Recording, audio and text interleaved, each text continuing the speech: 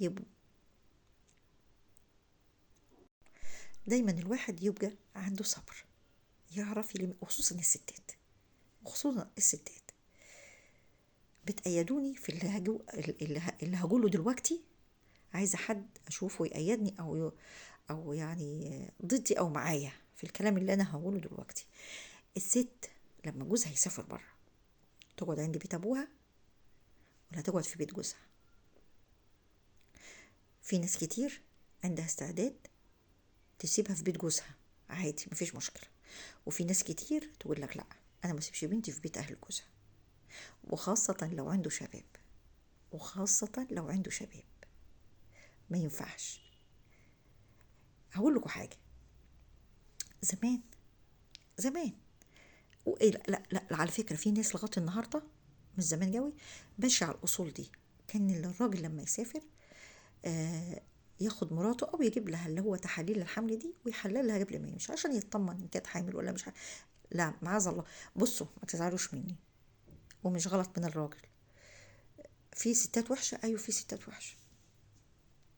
في ست جوزها مشي قعد سنتين وكان محلل لها الكلام اللي أنا بقوله، ورجع لقاها حامل وعلى وش ولادة. والله العظيم، والله زي ما بقول لكم، مش خيانة من الراجل أو شك في الست اللي بتاعته، قد ما هو أمان ليها وليه. هتقولي لي في حاجات كتيرة ممكن تحصل وما يحصلش كذا وكذا وكذا، هقول لك أيوة، هي بتعامل بقى ربنا. هي هتضحك على راجلها على جوزها، لكن مش هتضحك على ربنا.